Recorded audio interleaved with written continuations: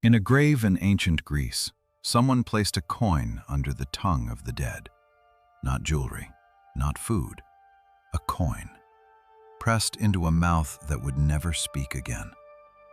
1,000 miles away, in another century, in a culture that spoke a different language and prayed to different gods, they did the same thing. And again. And again. Graves across the ancient world, holding out small payments in the dark. Think about how strange that is. The dead do not buy bread. The dead do not pay rent. A coin in a dead mouth means one thing: payment. And payment means a journey. And a journey means there is somewhere to go, and someone waiting to be paid. The Greeks called that someone the ferryman, but the Greeks did not invent him. Long before Athens, the people of the oldest cities on earth had already crossed the same dark water. So had the Egyptians, so had the Norse in the frozen north, so had India. So had a people on the far side of an ocean no ship had yet crossed.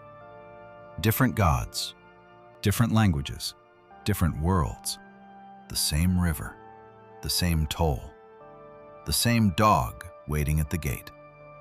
Who drew this map? And why does it belong to everyone?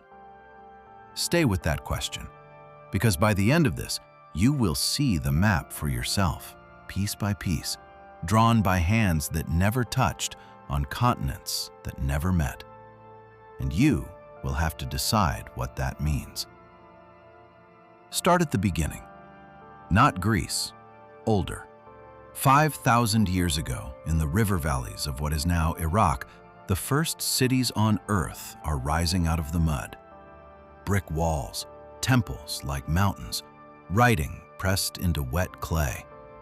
These people are inventing civilization itself, and while they do it, they are already writing about the one journey no invention can prevent. They have a name for where the dead go. In their language, it means, literally, the land of no return. Sit with that name. Not the land of the dead, not the underworld, the land of no return. The name itself is a locked door. The oldest surviving description of the afterlife on this planet, and it is defined by one property only: you do not come back. One of their poems follows a goddess down into that country.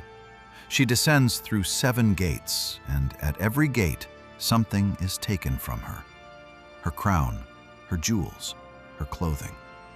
She arrives in the deep place stripped of everything she was, because that is the rule of the House of Dust. You bring nothing in, you take nothing out. The poem describes that house, a place where the dead sit in darkness, where dust is their food and clay is their bread, where they are clothed like birds in garments of feathers, and they see no light. This is the first map. Down, dark, dust, gates, no return. And here is the part that should make the back of your neck prickle. That map was drawn before Greece existed, before Rome, before the Bible was written.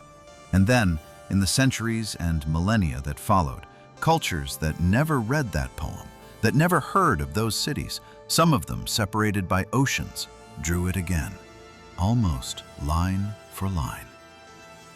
Begin with the water. In the oldest epic humanity has ever written, a king named Gilgamesh watches his closest friend die, and the death breaks something in him. He cannot accept it, so he does what no living man is supposed to do. He sets out to reach the land of the dead while still breathing. And at the edge of the world, he finds water. The text calls it the waters of death. One touch, he is warned, and his hand will wither. He cannot swim it. He cannot sail it alone. He needs the boatman, a grim, silent figure whose entire existence is crossing that water back and forth forever. A river you cannot cross alone, a ferryman you cannot avoid. written in clay 4,000 years ago. Now come forward 2,000 years to Greece. The soul leaves the body and walks down. And what stops it? Water. The rivers of the underworld, and the most famous of them, the Styx. And on that water, a boat.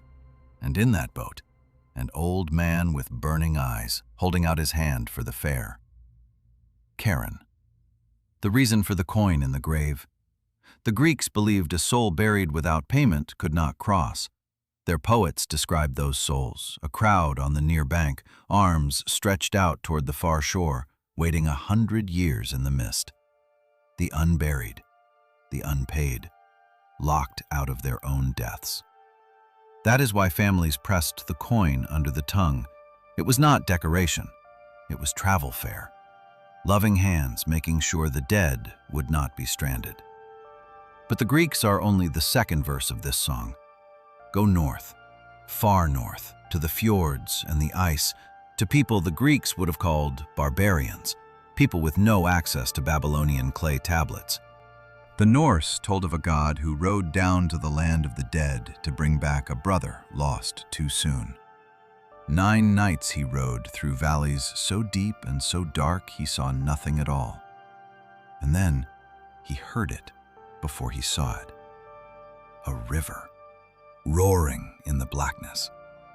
The Old Norse text describes the bridge that spans it, a bridge roofed with glowing gold, and a maiden who guards it, who stops every traveler and demands to know their name and their business. She tells the rider something terrible. 500 dead men crossed this bridge yesterday, she says, and the bridge thunders less under all of them than under you alone. You have the color of the living. This road is not yours. The border again, the water again, the crossing you must be permitted to make again. 3 cultures, 1 map, and the map is not finished.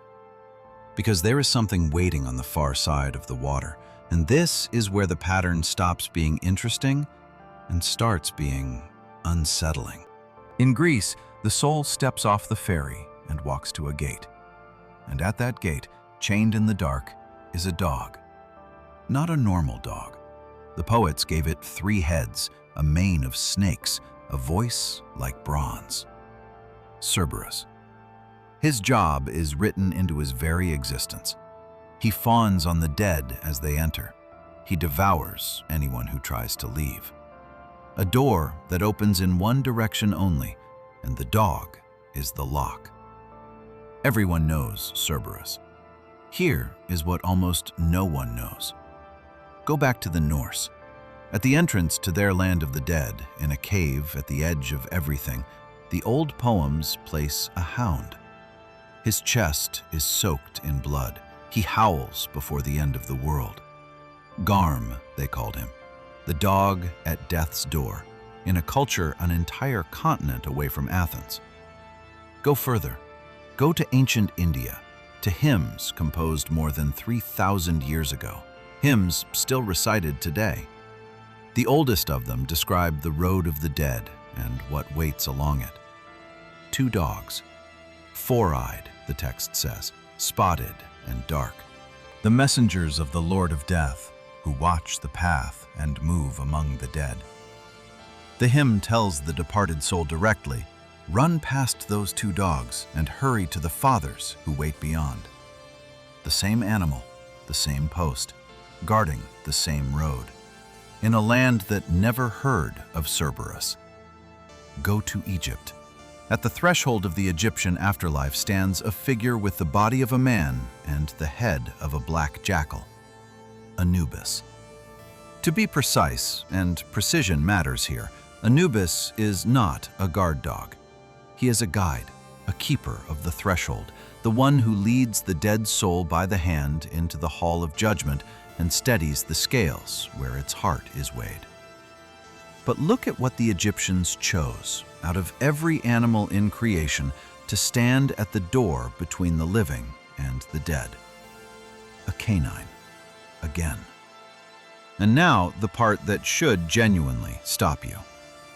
cross the Atlantic Ocean, thousands of miles of open water that no ancient ship from Egypt or Greece or India ever crossed. Come to the Aztecs in the Valley of Mexico, a civilization with no contact, none, with anything we have talked about so far. No trade routes, no shared texts, no possible whisper of influence. If any culture on Earth was going to draw a different map of death, it was this one. The Aztec dead faced a journey of years through a layered underworld, and the final barrier was a river, and the soul could not cross that river alone. It needed a guide, a dog. The Aztecs told of a god with the head of a dog whose task was carrying souls across that last water. And this was not just a story they told, it was a practice. Archaeologists keep finding them, dogs buried carefully beside their masters, placed in the grave on purpose, so that when the dead man reached the Black River, his companion would be waiting on the bank to carry him across. Count it: Greece, the Norse, India, Egypt, the Aztecs. 5 civilizations. Some of them could not have exchanged a single word. One animal standing at one door on 5 separate branches of the human family. At this point, you might reach for an easy answer. People everywhere kept dogs. Dogs guard things. Of course, the imagination put a dog at the last gate. Maybe. Hold that thought. Because the map has one more layer, and it is the layer that does not dissolve so easily. The map has laws. Not many, 2, and they are the same 2 on opposite sides of the planet. The first law: do not eat the food of the dead. In Greece, the king of the underworld takes a bride, a young goddess of spring, dragged down into the dark. Her mother tears the world apart looking for her, and the gods themselves finally order her release. She is free. She is walking out. And then it surfaces. Before she left, she ate. A few seeds of a pomegranate. Nothing. A mouthful. It is enough. The law does not care about quantity. She has taken the food of the dead into her body, and now part of her belongs to that country forever. For a portion of every year, for all eternity, she must go back down. The world above grieves with her mother, and we call that grief winter. Now leave Greece entirely. Go to Japan, to the oldest chronicle of that civilization, written down 13 centuries ago from traditions far older, in a land the Greeks did not know existed. A goddess dies. Her husband, wrecked by grief, goes down into the land of gloom to bring her back, and she gives him the answer of the underworld. "I want to return," she says, "but you came too late. I have already eaten the food of this place." The same law, word for word the same law, on the far edge of Asia, and the second law is darker still. Do not look back. A Greek musician plays so beautifully that the underworld itself stops to listen, and the lords of the dead grant what is never granted. His wife may follow him back up to the light. One condition: until they reach the surface, he must not turn around. He climbs the whole dark way, and at the last moment, at the very lip of the world, doubt wins. He turns. She is there. And then she is not. Pulled back into the dark, and the text says, she did not even blame him. There was only time for one word: farewell. In Japan, the husband in the land of gloom is given nearly the same command. "Do not look at me," his dead wife says, while she negotiates her return. He waits in the dark. And he breaks. He lights a flame, and he looks, and he sees what death has actually done to her body. What he sees, and what then chases him out of the underworld, is not for this video. He flees to the border and seals the pass behind him with a boulder that 1,000 men could not move. The door between the living and the dead closed from our side forever. And there is a third telling of this law. You may already know it, and you may never have thought of it this way. A city on a burning plain, fire falling out of the sky, one family running, and a command hanging over them given by the messengers who pulled them out. Do not look back. At the edge of the destruction, one woman turns, just once, just a glance back at everything she is losing. The text gives her no name. It gives her only this: she became a pillar of salt. To be careful and honest here, this is not a story about the underworld.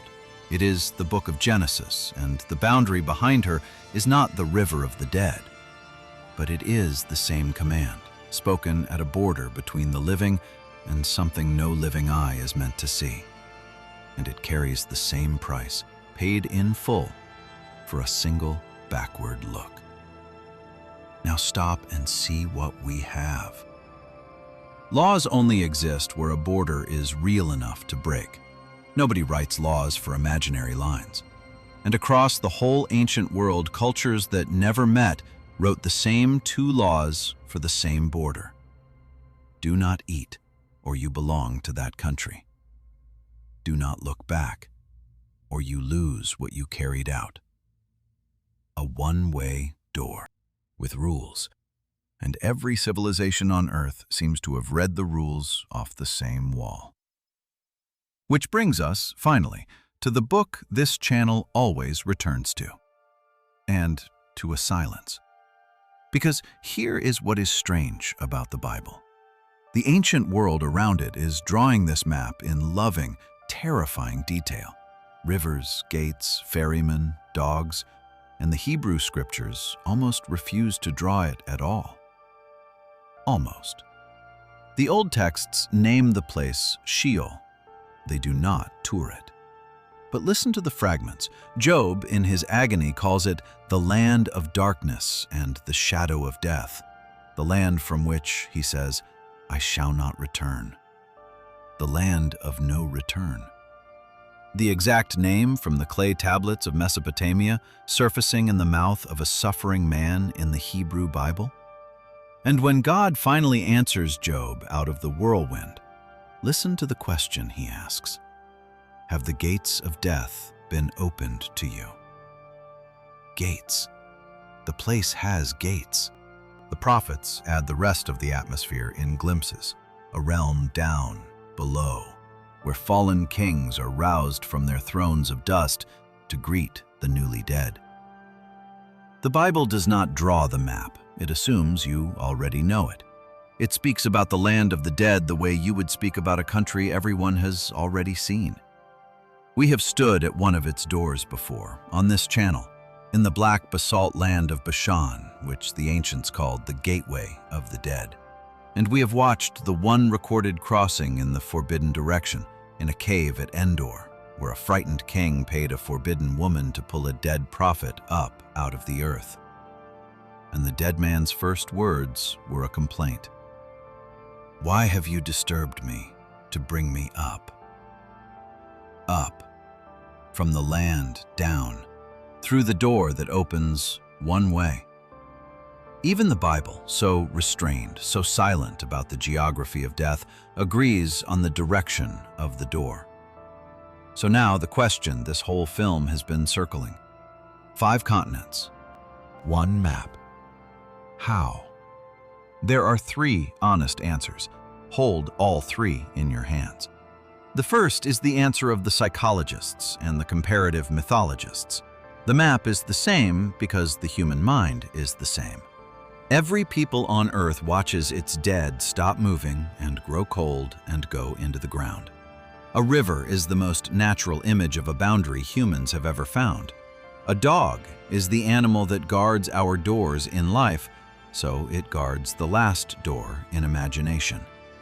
On this reading, the map is a self-portrait. We did not discover the land of the dead. We built it. all of us, out of the same grief, and it came out the same because we are the same. It is a good answer. It may even be the true one. But notice what it quietly claims: that pomegranate seeds in Greece and the food of gloom in Japan, four-eyed dogs in India and a dog-headed fairy god in Mexico converged by accident down to the fine details. Coincidence has to work very hard in this theory. The second answer is diffusion. The map is the same because it traveled. Stories move along trade routes older than writing, older than anything we can trace. Mesopotamia touches everyone in the Old World eventually, and a story 5,000 years old has time to walk almost anywhere. Perhaps the map crossed Asia one campfire at a time. But then the second answer hits the ocean. And on the far side of that ocean, with no ships, no contact, no possible chain of campfires, the Aztecs are burying dogs beside their dead so their masters can cross the final river. Diffusion explains the old world. It stands on the beach, staring at the new one, with no boat. And the third answer is the one the ancient peoples themselves would give, and it deserves to be said out loud rather than smuggled past you. They would say, the maps agree because the country is real. That every civilization was describing in its own broken dialect the same territory, the way 5 explorers who never met might still draw the same coastline. On this reading, the map is not a self-portrait. It is a memory, fragmented, distorted, dressed in local gods, but a memory of something actually there. This channel is not going to choose for you.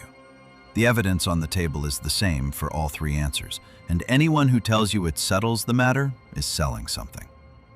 What the evidence does show, beyond argument, is the convergence itself. The same map, drawn again and again by hands that never touched. And here is the quiet ending, the part that follows you home. The map is not gone. It is in your mouth. When someone dies, what do we still say? They passed over. They crossed over. Crossed what? In old folk custom, within living memory, people still closed the eyes of their dead with coins. Most of them could not have told you why. The toll outlived the ferryman. We still keep vigil with our dead, still walk them to the grave in procession, one last escort to the edge of the water. The oldest map on Earth was never lost. It sank into our language, into our funerals, into the small things we do with our dead without asking why. Every one of us is carrying a copy. Who drew the first one? A frightened mind, a forgotten traveler, or a real country remembered by everyone? You have seen the map now. You decide. But before you do, one more thing. Every civilization mapped the road the dead must walk, the river, the toll, the dog, the gates. And yet the oldest texts agree on something stranger still. Some of the dead never took that road at all. They stayed on this side of the water, here, among the living. And the ancient books have a name for what they became. That is where we go next.